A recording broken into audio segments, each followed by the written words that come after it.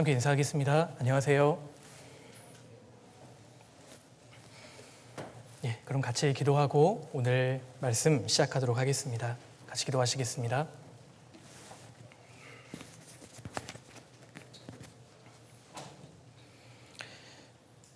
거룩하시고 자비로우신 우리 아버지 하나님, 참으로 감사드립니다.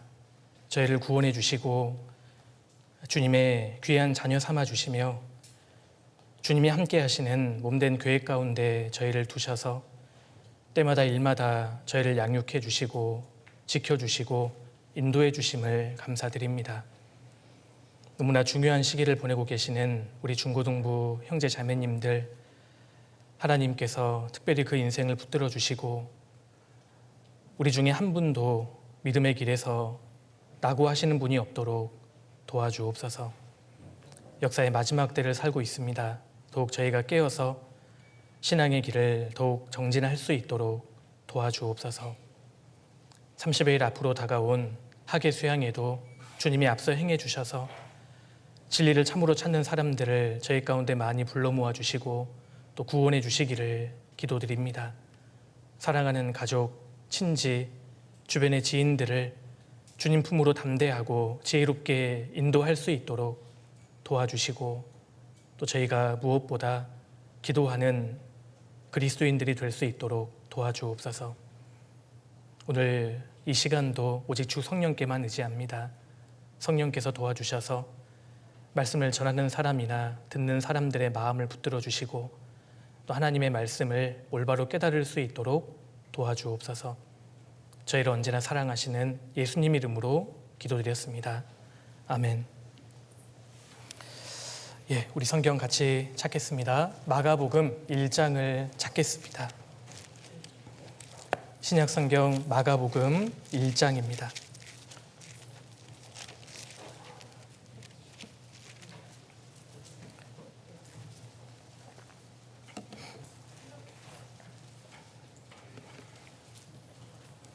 마가복음 1장 35절입니다. 35절 짧은 구절인데요. 35절 한 구절만 같이 한번 읽겠습니다. 새벽 오히려 미명에 예수께서 일어나 나가 한적한 곳으로 가사 거기서 기도하시더니. 신앙생활의 4대 요소를 말한다면 잘 아시는 것처럼 말씀, 기도, 교제, 전도, 이렇게 4가지를 들 수 있을 겁니다. 오늘은 그 중에서 기도에 대한 말씀을 좀 같이 한번 생각해 보려고 합니다. 구원받은 이후에 기도는 그리스도인들에게 아주 중요한 무기가 아닐 수 없습니다. 사실 기독교는 창조주 하나님을 섬기는 종교다, 그렇게 정의할 수 있습니다. 구원받은 이후의 신앙생활은 절대자 하나님을 섬기는 생활이기 때문에 사실 기도는 필수 중에 필수라고 할 수 있습니다.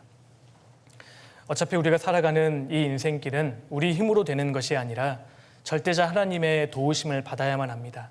따라서 기도는, 하나님의 도우심을 받는 도구인 기도는 필수적인 것 중에 필수적인 것이다, 그렇게 이야기할 수 있습니다. 구원을 받고 무릎을 꿇을 수 있는 사람, 거듭난 이후에 하나님께 기도하는 사람은 그야말로 위대한 인생이 될 수 있고 하나님께 모든 좋은 것을 받을 수 있는 사람이 됩니다. 예수님께서는 창조주 하나님께서 사람의 모양으로 오신 분이잖아요. 그래서 이 세상의 사람들 중에 가장 기도하지 않아도 될 사람을 꼽으라고 한다면 단연 예수님을 들 수 있을 겁니다. 예수님은 하나님의 능력 자체이신 분이기 때문에 사실은 가장 기도하지 않아도 될 분이었을 겁니다. 그런데 성경을 보면 우리 예수님께서는 가장 열심히 기도하셨고 기도의 본을 우리에게 보여주셨습니다. 오늘은 기도하신 예수님이라는 제목으로 예수님의 기도하시는 모습을 통해서 우리가 본받아야 할 점 몇 가지를 좀 같이 한번 생각해 보려고 합니다. 예수님께서 그토록 이 땅에서 기도하셨다면 우리같이 연약한 사람들은 얼마나 더 기도해야 할까, 그걸 좀 같이 한번 생각해 보고 예수님의 기도의 모습을 통해서 우리가 본받아야 할 점들을 차례로 좀 살펴보겠습니다. 성경에는 예수님께서 아주 많이 기도하신 내용이 기록되어 있습니다.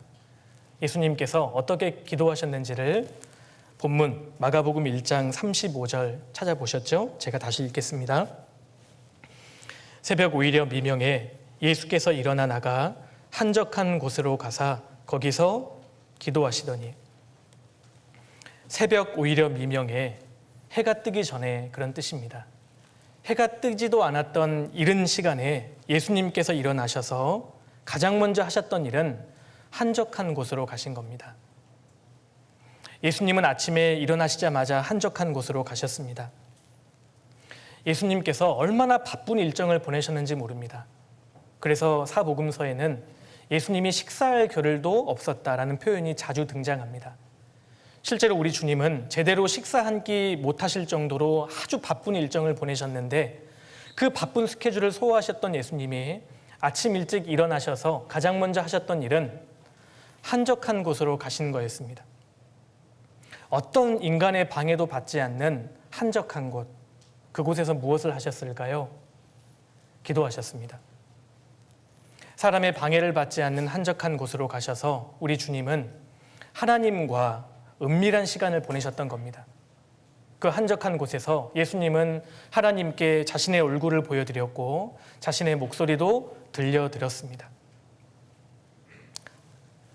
예수님께서 한적한 곳으로 시간을 보내시자 어떤 일이 발생했죠? 그 다음 구절 보시겠습니다. 36절입니다.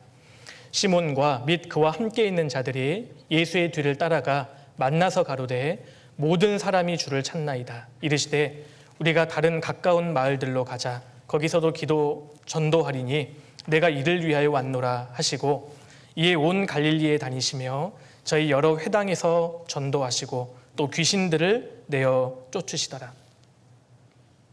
제자들이 예수님을 만나서 말씀을 드렸습니다. 주님, 모든 사람이 주님을 찾습니다. 그러자 예수님께서 하시는 말씀이 우리가 다른 가까운 마을들로 가자. 거기서도 전도하리니 내가 이를 위하여 왔노라. 그렇게 대답하셨죠. 우리 주님은 사람들의 인기에 좌지우지 되는 분이 아니었습니다. 이 당시는 예수님의 인기가 절정에 이르렀던 때입니다. 많은 사람들이 예수님을 좋아했고 예수님을 추종했지만 예수님께서는 인기에 현혹되신 것이 아니라 하나님께서 원하시는 길로 가셨습니다. 우리 주님은 많은 사람들, 군중에 의해서 움직여지시는 것이 아니라 하나님 한 분에 의해서 움직여지셨던 겁니다. 그것이 한적한 곳에 계셨기 때문입니다. 주님은 자주 한적한 곳으로 가셔서 하나님과 은밀하게 기도하는 시간을 가지셨기 때문에 하나님의 사랑으로 마음이 가득 차니까 사람들이 어떻게 보느냐는 중요하지 않고 하나님 한 분이 어떻게 나를 바라보시느냐, 하나님이 무엇을 원하시는가, 거기에 관심이 있으셨던 겁니다. 마음이 하나님 한 분으로 가득 차게 되니까 하나님 한 분에게만 집중하고 싶으셨던 겁니다. 그것이 한적한 곳에서 하나님과 개인적인 시간을 가지신 결과입니다. 특별히 마지막 시대에 우리들에게 교훈하는 바가 크다고 생각합니다. 우리는 너무나 많은 것을 보고 듣고 있습니다. 너무나 많은 사람들을 의식하며 살지요. 그런데 정말 우리가 의식해야 할 분은 하나님 한 분뿐입니다. 하나님 한 분이 기뻐하실 수 있다면 다른 사람들이 실망하더라도 묵묵히 그 길을 걸어갈 수 있는 사람, 마지막 시대에 그 사람이 필요하거든요. 주님은 많은 사람들이 주님을 따르거나 많은 사람이 주님을 버려도 아랑곳하지 않고 주님이 기뻐하시는, 하나님이 기뻐하시는 그 길로 걸어가셨습니다. 성경을 읽다 보면 주님은 한적한 곳을 정말 좋아하셨어요. 그래서 틈만 나면 한적한 곳으로 가셨습니다. 몇 구절 찾아보실까요? 누가복음 4장을 넘겨보시겠습니다. 누가복음 4장 42절입니다.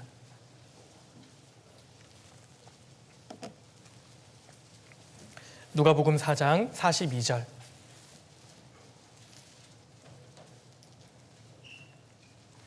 날이 밝음에 예수께서 나오사 한적한 곳에 가시니 무리가 찾다가 만나서 자기들에게서 떠나시지 못하게 만류하려 하매.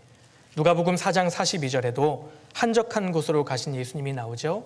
5장도 넘겨보겠습니다. 누가복음 5장 15절입니다. 누가복음 5장 15절.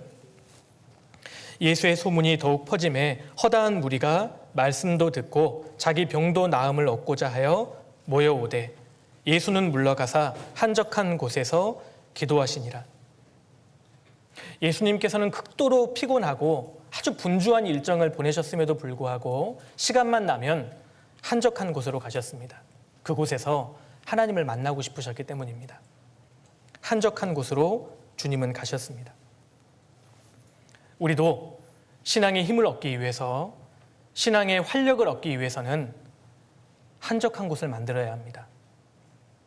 사실 우리는 너무나 시끄러운 세상을 살고 있습니다. 그럴 때일수록 우리 구원받은 그리스도인들은 하나님을 은밀하게 만나는 한적한 곳을 만들고 그곳으로 가야 합니다. 혹시 이 가운데 계신 우리 형제 자매님들 중에 신앙의 활력이 없거나 신앙의 침체 가운데 있는 분들 계세요? 그렇다면 한적한 곳으로 가셔야 합니다. 그곳에서 은밀하게 하나님을 만나고 하나님과 대화하고 하나님의 뜻이 무엇인지를 곰곰이 생각할 수 있는 그 시간이 많아야 됩니다. 그 시간이 많을수록 신앙의 거장이 태어나는 겁니다. 예수님의 생애 가운데 우리가 본받아야 할 첫 번째 점은 한적한 곳입니다. 그래서 예수님께서도 너희는 은밀하게 골방에 들어가서 문을 닫고 은밀한 중에 보시는 너희 아버지께 기도하라고 말씀하셨습니다. 문을 닫고 사람들의 방해를 받지 않는 곳으로 가서 한적한 곳에 가서 하나님과 은밀하게 기도하는 시간, 그 시간을 많이 가져야 할 것을 말씀하셨습니다. 나는 너무 바빠서 하루에 3시간 이상 기도할 수밖에 없습니다. 제 이야기가 아니라 마틴 루터의 고백입니다. 너무 바빠서 하루에 3시간 이상 기도할 수밖에 없습니다. 사실 우리도 그렇게 돼야 할 거라고 생각합니다. 너무 바쁠수록, 해야 할 일이 많을수록 오히려 한적한 곳에 가서 하나님과 충분히 대화하고 기도하는 시간을 많이 가져야 한다는 겁니다. 이삭에게는 2 아들이 있었습니다. 에서와 야곱. 그런데 큰아들 에서는 익숙한 사냥꾼으로서 들 사람이었습니다. 밖에 나다니기를 좋아하고, 그래서 산의 지형이라든지 좋은 짐승이라든지, 그리고 그 짐승을 사냥하면 요리하는 방법을 빠삭하게 알고 있었던 사람이 에서입니다. 반면에 그의 동생 야곱은 종용한 사람이었죠. 집안에 있기를 좋아하고 곰곰이 하나님에 대해서, 인생에 대해서 사색하기를 좋아하고, 그의 어머니 리브가와 함께 하나님에 대해서 대화하는 것을 좋아했던 인물이 야곱입니다. 우리 시대에 에서와 같이 외면 세계에 대해서 관심을 갖는 사람들이 너무나 많습니다. 외것에 대해서, 시끄러운 세상에 대해서 관심을 갖고 거기에 마음을 쏟는 사람들이 점점 많아지고 있습니다. 그런데 하나님께서 정말 바라시는 사람은 야곱과 같은 사람, 하나님에 대해서, 자기 인생에 대해서, 자기 신앙생활에 대해서 곰곰이 생각하고 하나님과 은밀하게 만나기를 좋아하는 사람, 야곱과 같은 사람이 필요합니다. 우리가 외적인 활동을 하는 것 역시 필요하지만 그것보다 더 중요한 것은 내면으로 단단해지는 것입니다. 안이 강한 사람, 하나님과 충분히 만나서 하나님 한 분에게만 집중되어 있고 하나님을 가장 갈망하는 사람, 하나님께만 부르짖는 사람, 그런 시간을 많이 가진 사람이 단단한 사람입니다. 우리 형제자매님들 그걸 기억하셔야 돼요. 하나님 한 분만 두려워하면 우리는 다른 무엇도 두려워할 필요가 없어집니다.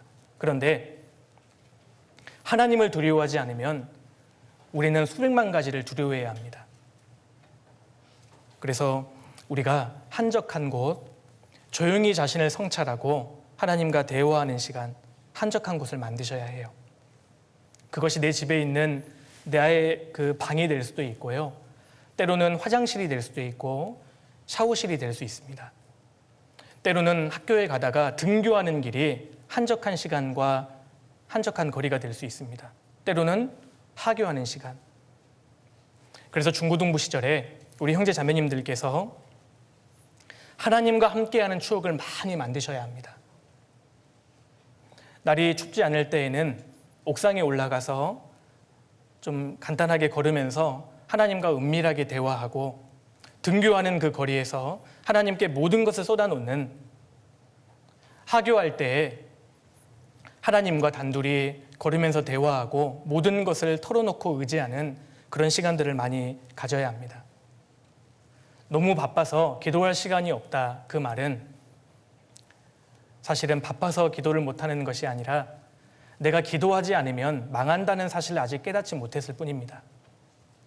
우리는 기도하지 않으면 망합니다. 우리 가운데 하나님이 도와주시지 않으면 내 인생을 어떻게 살 수 있겠어요? 인생은 내 힘으로 사는 게 아닙니다. 하나님이 도와주셔야만 합니다. 그렇기 때문에 기도는 필수 중에 필수라고 할 수 있습니다.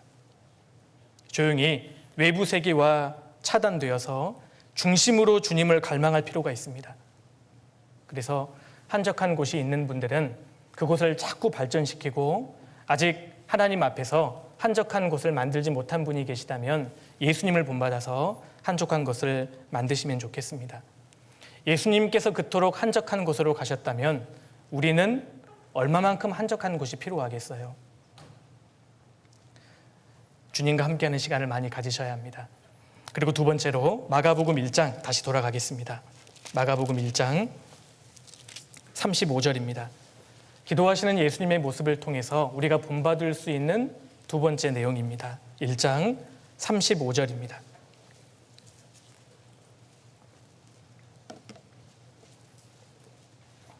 새벽 오히려 미명에 예수께서 일어나 나가 한적한 곳으로 가사 거기서 기도하시더니. 우리 주님께서는 한적한 곳으로 가셨는데 언제 가셨습니까? 시간대가 새벽 오히려 미명에, 아침에 일어나시자마자 하나님을 만나러 가신 겁니다. 그리고 성경을 읽다 보면 우리 주님께서는 밤이 맞도록 기도하셨습니다. 누가복음 6장도 넘겨보시죠. 누가복음 6장 12절입니다. 누가복음 6장 12절.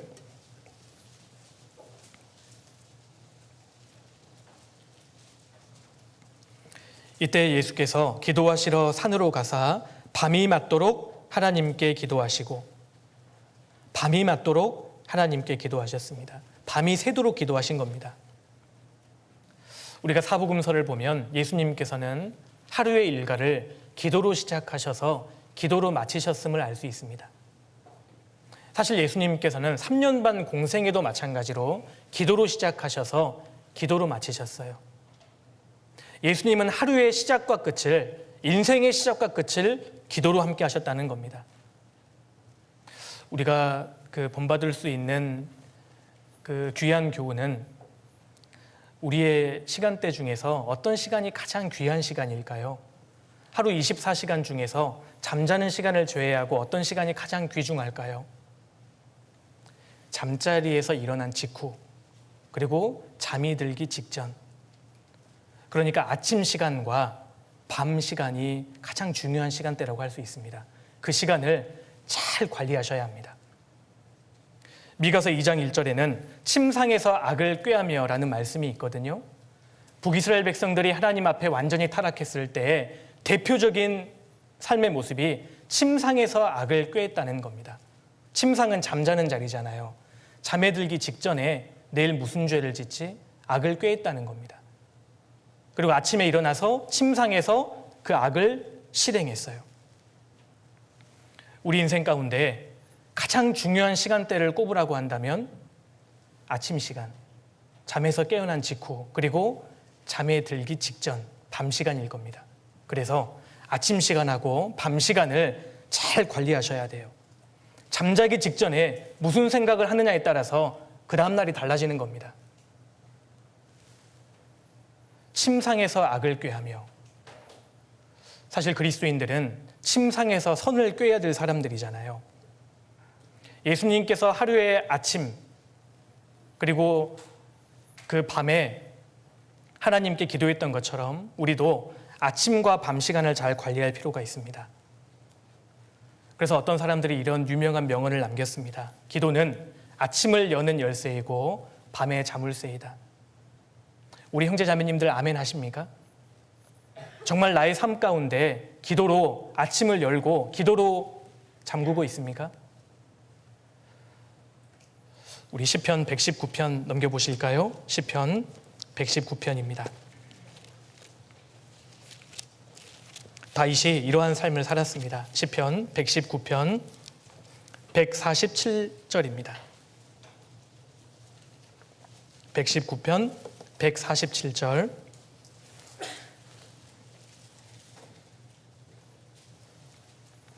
내가 새벽 전에 부르짖으며 주의 말씀을 바라싸우며 주의 말씀을 묵상하려고 내 눈이 야경이 깊기 전에 깨었나이다. 내가 새벽 전에 부르짖으며 하나님께 기도하고 주님의 말씀을 묵상하고 그리고 주의 말씀을 묵상하려고 내 눈이 야경이 깊기 전에 깨었나이다. 이 구절은 내가 주님의 말씀을 묵상하려고 밤새도록 깨어 있습니다라는 뜻입니다. 다윗이 이런 삶을 살았습니다. 아침에 일어나서 하나님께 부르짖고 주님 말씀을 묵상하고 그리고 밤에 잠들기 전까지 주님께 부르짖고 주님의 말씀을 사모하는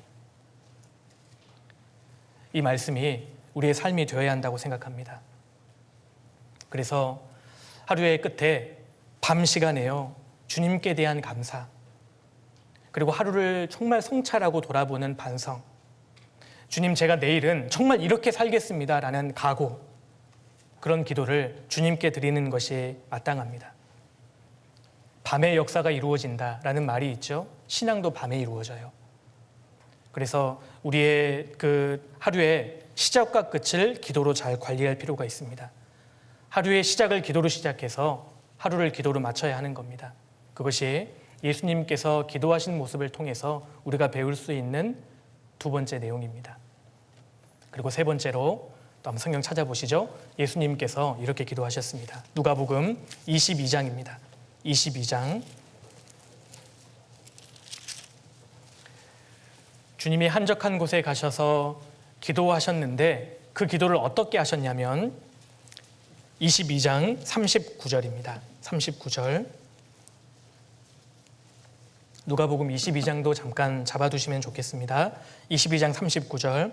예수께서 나가사 습관을 좇아 감람산에 가심에 제자들도 좇았더니 그곳에 이르러 저희에게 이르시되 시험에 들지 않기를 기도하라 하시고 저희를 떠나 돌 던질 만큼 가서 무릎을 꿇고 기도하여 가라사대. 됐습니다. 자, 예수께서 나가사 습관을 좇아 감람산에 가셨습니다. 기도하러 가신 겁니다. 근데 기도하러 감람산 한적한 곳으로 가셨는데 어떻게 가셨습니까? 습관을 좇아. 여기서 우리가 배울 수 있는 사실은 기도하는 습관을 만들어야 한다는 겁니다. 습관이 되어야 합니다.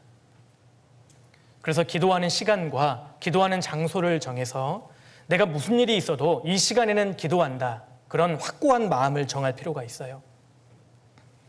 그래서 우리 형제 자매님들 오늘 이렇게 말씀을 들으시면서 개인적으로 기도하는 시간을 마음 가운데 결심하시면 좋겠습니다.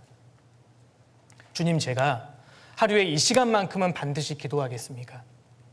그런 마음의 결심이 필요하고 그 결심을 반복해서 습관할 필요가 있습니다. 책 중에 아주 작은 습관의 힘이라는 책이 있거든요. 그 책의 저자는 미국 사람인데 그 사람은 아주 촉망받던 야구 선수였습니다. 고등학교 2학년 때 야구 연습을 하다가 불행하게도 동료가 휘두른 야구 배트에 얼굴을 정통으로 맞아버립니다. 그래서요, 두개골에 금이 가고 얼굴뼈가 30조각이 나고 코뼈가 부러지고 왼쪽 눈이 튀어나왔습니다. 그 정도면요, 선수 생명은 끝난 겁니다. 혼수 상태에 빠졌습니다. 그런데 이 저자가 얼마나 대단한 사람이냐면 깨어나서 이런 결심을 합니다. 내가 비록 이런 상황이지만 지금 당장 할 수 있는 작은 일이라도 습관화하자. 이런 결심을 합니다. 이런 결심을 하고 나서 그가 대학 생활을 마치고 졸업할 때에는 대학 최고의 선수로 선정이 됩니다. 다치고 나서요, 6개월 만에 다시 운동을 시작합니다. 이분이 직접 했던 그 말을 한번 들어보세요. 이분이 선수로서 회복하는 첫 출발이 이렇습니다. 제가 책의 내용을 그대로 옮겨왔습니다. 먼저 내 인생을 정돈하는 데 집중했다. 동기들이 늦은 밤까지 비디오 게임이나 하는 동안 나는 매일 밤 일찍 잠자리에 드는 수면 습관을 들었다. 대학 기숙사란 너저분하기 마련이지만 내 방을 깔끔하게 정리했다. 정말 별것 아닌 일이었다. 그런데 이 작은 습관들로 인해 자신감을 되찾아갔다. 야구 방망이에 맞아서 혼수 상태에 빠진 지 6년 뒤에 이 사람은 대학교 최고의 선수로 선정됩니다. 그런데 그의 출발이 아주 사소한 것이었다는 거예요. 지저분한 방을 치우는 것부터 시작했다는 겁니다. 그리고 다른 친구들이 비디오 게임에서 늦게 자고 늦게 일어나는 동안에 자기는 일찍 자고 일찍 일어나는 습관을 길렀다는 거예요. 요즘 사람들은 밤에 시간이 있으면 영화나 다운 받아보고 밤새도록 게임하고, 그래서 아침에 지하철 타면요 대부분 사람들이 인사불성입니다. 왜 그런 줄 아셔요? 어젯밤에 늦게 잤거든요. 정말 내가 신앙의 각성을 하고 주님 앞에 남은 생에 힘있게 살기를 원한다면 방 치우는 것부터 하십시오. 아침에 쓸데없이 밤에 늦게 자지 말고 빨리 자서 일찍 일어나야 합니다. 아주 작은 습관의 힘. 예수님께서는 습관을 쫓아 기도하러 가셨습니다. 우리가 신앙생활을 잘하는 방법은 절대 복잡하지 않습니다. 기본적인 구구단부터 외워야 돼요. 기본적인 구구단이 무엇일까요? 신앙의 구구단이 무엇이겠습니까? 매일 말씀 읽는 것, 매일 무릎 꿇는 것, 교제에 빠지지 않는 것, 그게 구구단 아니겠습니까? 기본적인 구구단이 되지 않으면서 어떻게 신앙생활에서 승리할 수 있겠어요? 신앙의 침체 가운데 빠져 있는 우리 형제 자매님들이 계시다면 오늘 들어가셔서 방부터 치우십시오. 그리고 마음의 결심을 해야 합니다. 우리의 신앙을, 우리의 인생을 바꾸는 중요한 두 가지 무기가 있습니다.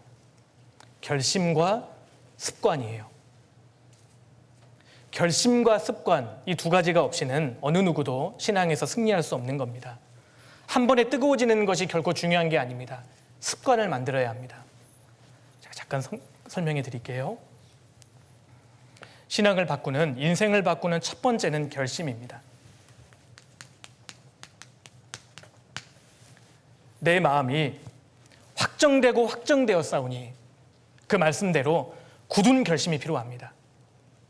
신앙의 항목들을 내가 정말 해나가겠다라는 굳은 결심이 필요하고, 그런데 신앙은 결심만으로 되는 것은 아니죠. 결심한 대로 신앙의 항목들이 내 몸에 배도록 훈련해야 돼요. 반복해야 합니다. 차이는요, 횟수에 있습니다. 차이를 만들어내는 것은 횟수입니다. 다른 게 아니에요. 그래서 매일 그 말씀을 읽기로 결심했다면 그걸 꾸준히 반복하는 것이 필요합니다. 정도는 없어요. 그래서 너무 피곤해도 기도하고, 어려워도 말씀을 읽고, 갈등되어도 교제에 참석하고, 이러한 신앙의 항목을 내 몸에 배일 수 있도록 꾸준하게 반복하는 것이 필요합니다. 피겨스케이팅 금메달리스트인 김연아 선수의 훈련의 초점이 뭔지 아셔요? 점프 무한 반복입니다. 점프 무한 반복, 다른 거 없습니다. 계속 도는 거예요. 계속 뛰는 겁니다. 그래서 익숙해진 것이죠. 피아노에 익숙해지기 위해서는 건반을 무한히 두드려야 합니다. 그래야 익숙해지는 거예요. 신앙도 마찬가지입니다. 그래서 결심한 대로 무한히 반복하는 것, 내 몸에 완전히 배이도록 반복하다 보면 습관이 됩니다. 습관, 결국 신앙은 습관에 있어요. 내가 영적으로 좋은 영적인 습관을 길들이느냐, 그렇지 못하느냐에 따라서 내 신앙생활의 성패가 달려있다고 할 수 있습니다. 꾸준히 해야 합니다. 습관. 결심한 대로 반복해서 습관이 되잖아요. 그럼 어떻게 되는 줄 아세요? 그 다음부터는 맛을 알아요. 이때부터는 맛을 느낍니다. 말씀이 얼마나 단지, 말씀의 꿀맛도 알게 되고요, 기도의 단맛도 알게 되고, 교제의 맛을 알게 됩니다. 맛을 한번 알게 되잖아요. 그럼 주변 사람들이 하지 말라 그래도 하게 돼요. 그리고 습관이 되어서 맛을 알게 되면 그렇게 신앙생활 하는데 갈등이 들지 않습니다. 아마 오늘 교제에 오시는데 갈등 많이 하신 분들 계셨을 거예요.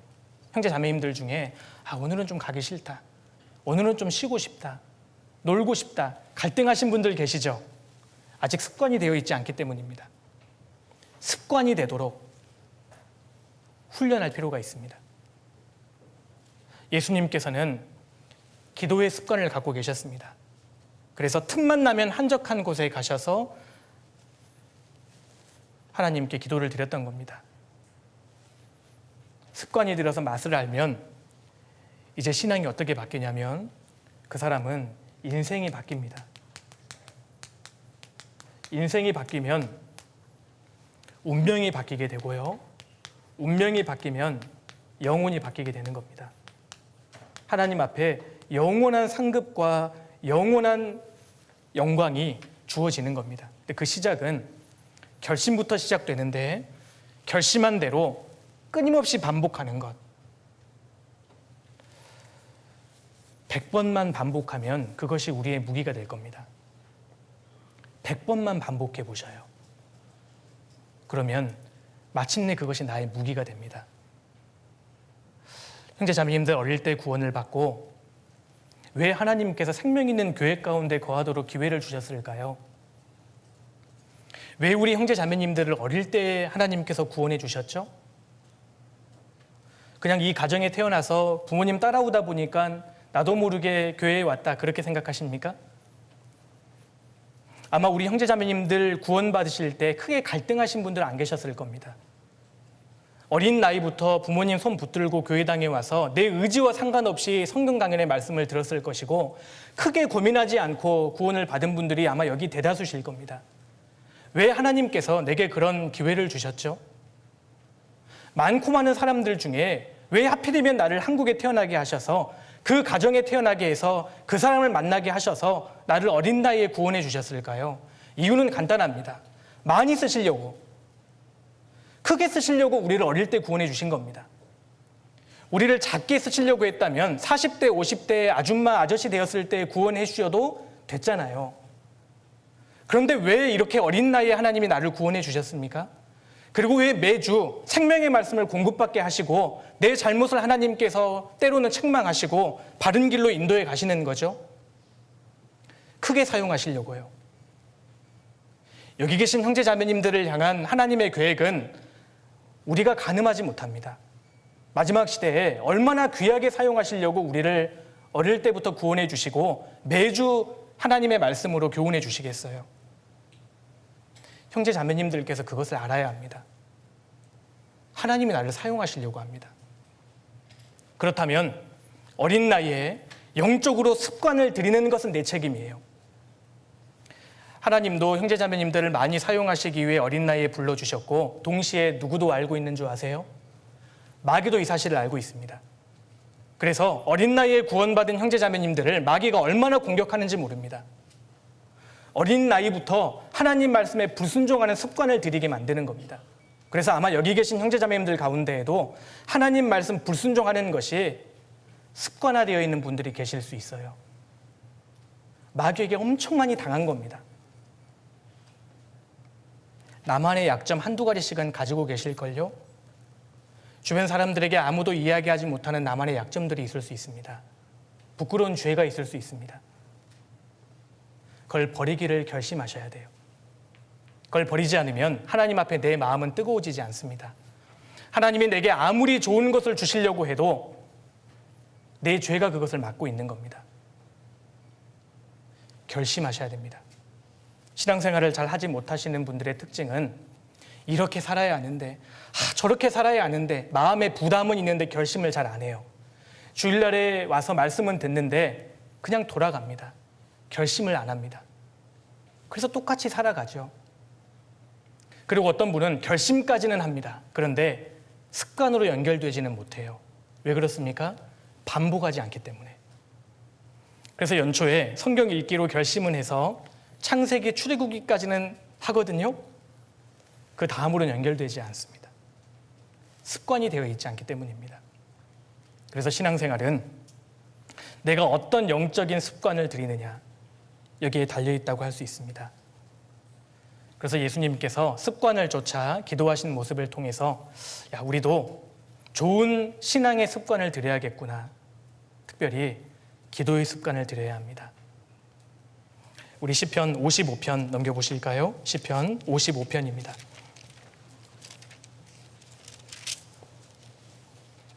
55편 17절입니다.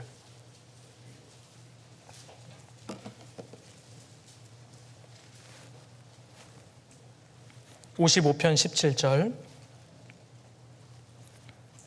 다윗이 이렇게 살았습니다. 저녁과 아침과 정오에 내가 근심하여 탄식하리니 여호와께서 내 소리를 들으시리로다. 저녁과 아침과 정오에, 하루에 3번 다윗 역시 습관을 좇아 하나님께 부르짖었다는 것을 우리가 알 수 있습니다. 결심한 대로 살아가는 것은 사실 어려운 일입니다. 그런데 결심한 대로 살아가는 사람의 인생에는 힘이 있어요. 결심한 대로 살아가는 것은 정말 쉽지 않은 일입니다. 그런데 그 사람은 주변 사람들에게 좋은 영향력을 미칠 수 있을 겁니다.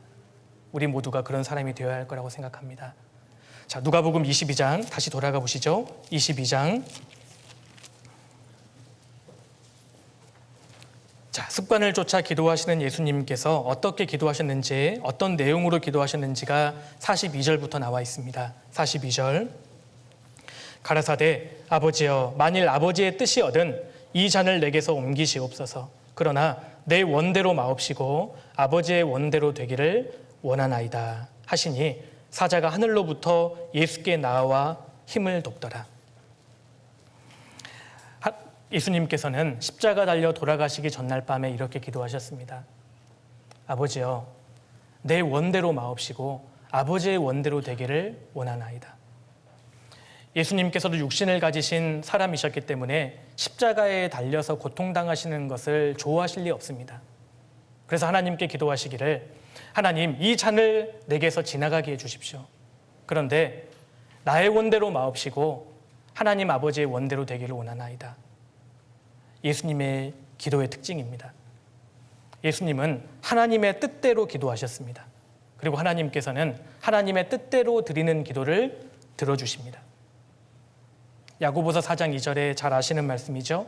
너희가 얻지 못함은 구하지 아니하며 구하여도 받지 못함은 정욕으로 쓰려고 잘못 구함이라.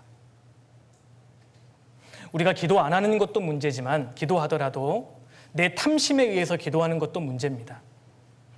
내 욕심을 채우기 위해서 드리는 기도는 하나님께서 들어주시지 않습니다.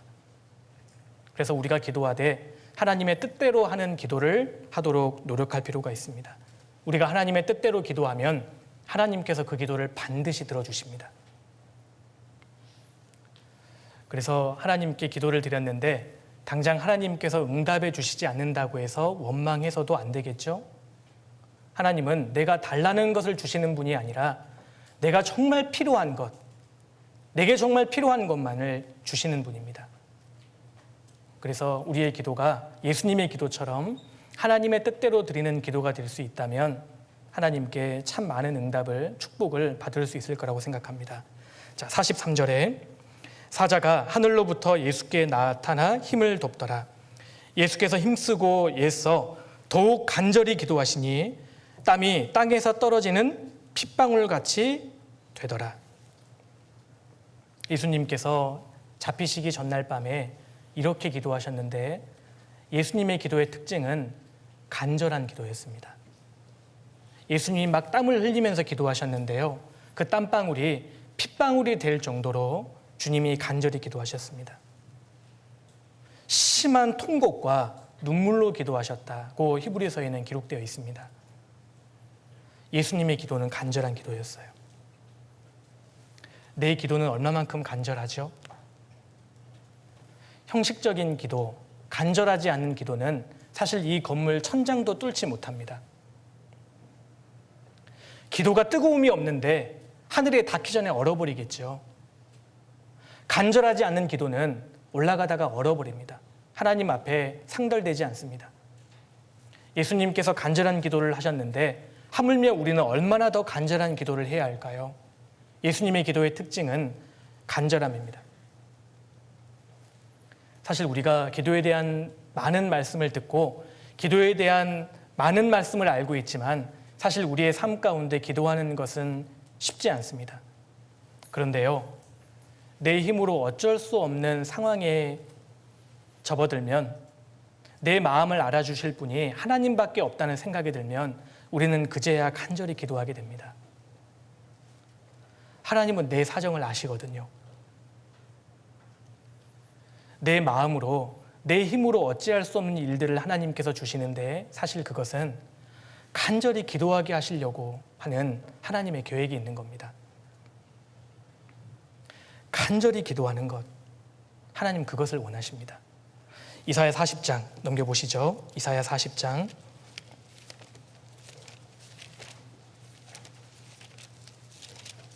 27절입니다.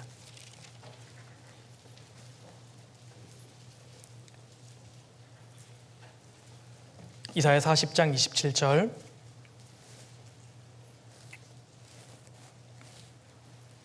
야곱아, 내가 어찌하여 말하며 이스라엘아, 내가 어찌하여 이르기를 내 사정은 여호와께 숨겨졌으며 원통한 것은 내 하나님에게서 수리하심을 받지 못한다 하느냐. 31절입니다. 오직 여호와를 앙망하는 자는 새 힘을 얻으리니 독수리의 날개침이 올라감 같을 것이요 다른 박질하여도 굼비치 아니하겠고 걸어가도 피곤치 아니하리로다. 어째서 나의 사정이 하나님 앞에서 숨겨졌다고 할 수 있습니까? 오직 여호와를 앙망하는 자는 새 힘을 얻게 될 겁니다.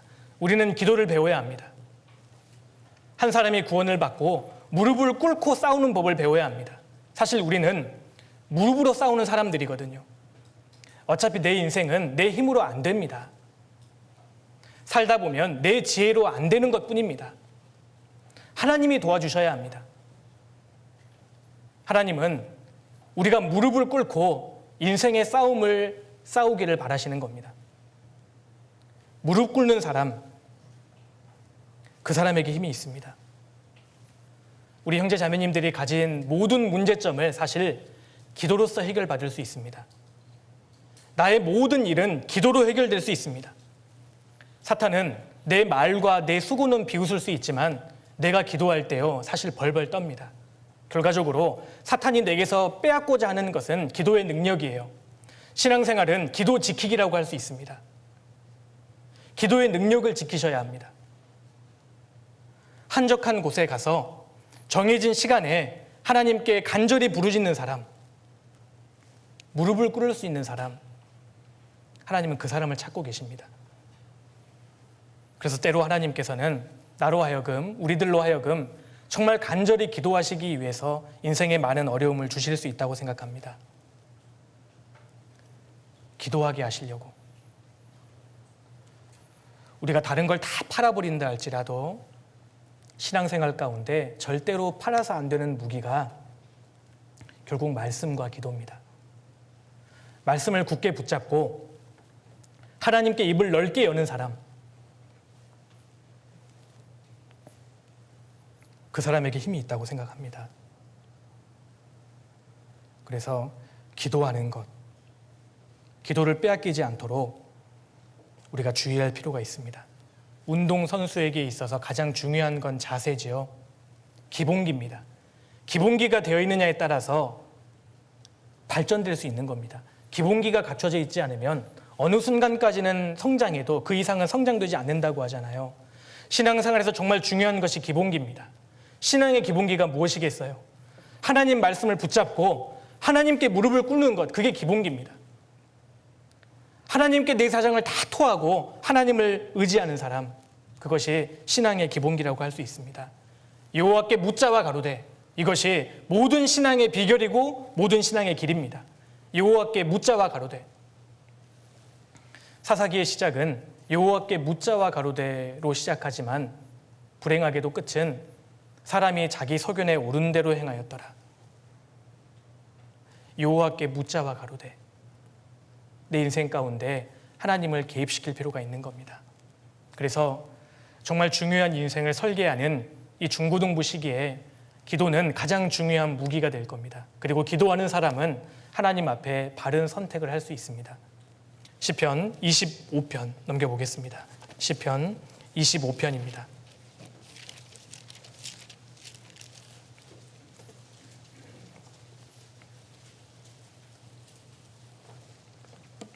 시편 25편 12절입니다. 12절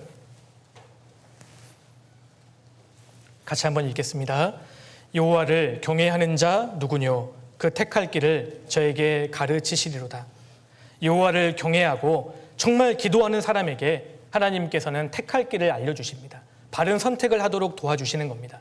32편 뒤에 32편도 넘겨보겠습니다. 32편 8절입니다.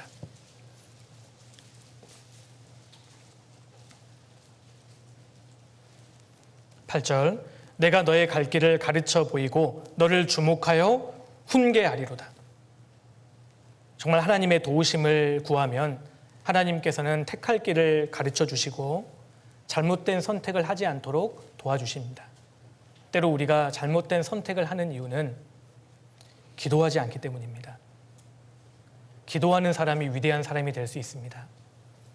사무엘상에 나오는 한나는 굉장히 평범한 여인이었지만 어떻게 그 평범한 여인이 성경에 특별한 여인으로 기록되고 있습니까? 한나는 어려움이 올 때 오랫동안 기도하는 길을 택했기 때문입니다. 하나님 말씀을 붙잡고 오랫동안 매달리고 기도하는 사람, 그의 인생이 특별해질 수 있고 위대한 인생이 될 수 있습니다. 그래서 우리가 이 시기에 모든 능력의 원천이 내게 있지 않고 하나님께 있다라는 것을 확실히 깨닫고 기도하는 길을 택하는 것이 지혜라고 생각합니다. 자, 마지막으로요. 사도행전 찾아보시죠. 사도행전 10장입니다. 10장 9절입니다. 사도행전 10장 9절 예수님께서 죽으시고 부활하신 이후에 주님의 수제자 베드로가 어떤 습관을 갖고 있는지 한번 보세요. 사도행전 10장 9절입니다. 이튿날 저희가 행하여 성에 가까이 갔을 그때에 베드로가 기도하려고 지붕에 올라가니 시간은 제 6시더라.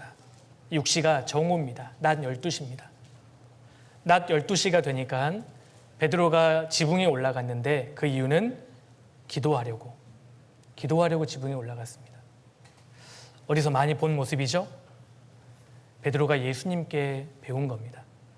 한적한 시간에 습관을 쫓아 기도하려고 가셨던 주님의 모습을 가까이에서 보았기 때문에 베드로도 이 모습을 가지고 있는 겁니다. 마지막 시대에 우리도 또 다른 베드로가 되면 좋겠습니다. 정해져 있는 시간에 습관을 쫓아서 기도하려고 한적한 곳으로 가는 저희가 되면 좋겠습니다. 마지막 시대에 하나님을 번거롭게 하셔야 합니다. 하나님을 붙잡고 놓지 않고 계속 매달리는 사람, 그런 사람들이 되어야 합니다. 우리 시대는 취하는 사람들이 너무나 많습니다. 사람들이 점점 미쳐가고 있죠. 게임에 미쳐가고, 어떤 사람은 학문에 미쳐가고, 어떤 사람은 바둑에 미치고, 어떤 사람은 여가에 미치고, 연애에 미치고, 아이돌에 미치고, 미치는 사람들이 많아지고 있습니다. 마지막 시대에 예수님께 미친 사람들이 필요합니다. 기도에 취하는 사람들, 하나님 말씀에 잠기는 사람들, 그런 사람들이 우리 시대에 특별히 필요합니다. 그래서 우리가 기도에, 하나님의 말씀에, 교제에 더 주의하고 신경 쓰는 사람이 되어야 하고, 그런 사람들이 많을수록 마지막 시대에 주님께서 크게 역사해 주실 거라고 생각합니다. 한적한 곳을 만드세요. 그리고 아침과 저녁 시간, 밤 시간을 잘 관리하셔야 합니다. 그리고 습관을 만드셔야 합니다. 그리고 하나님께 드리는 기도가 내 뜻대로 하는 기도가 아니라 하나님의 뜻을 위한 기도가 되어야 하고, 또 그 기도에는 간절함, 뜨거움이 들어가야 할 것을 예수님의 기도를 통해서 본받을 수 있습니다. 같이 기도하시겠습니다. 고마우신 아버지 하나님, 감사드립니다. 저희를 구원해 주시고 주님의 몸된 교회 가운데에서 주님의 말씀으로 양육하시고 보호하시고 인도해 주심을 감사드립니다. 우리 중고등부 형제 자매님들, 하나님께서 그 마음을 위로해 주시고 주님이 얼마나 사랑하시는지를 늘 일깨울 수 있도록 도와주시고 세상과 유혹된 죄로부터 분리되는 길을 걸어갈 수 있도록 도와주옵소서. 마지막 시대에 무릎으로 살 수 있도록 도와주시고 주님께 모든 것을 의지하고 또 구하는 저희들이 될 수 있도록 도와주옵소서. 주께 의지합니다. 저희를 언제나 사랑하시는 예수님 이름으로 기도드렸습니다. 아멘.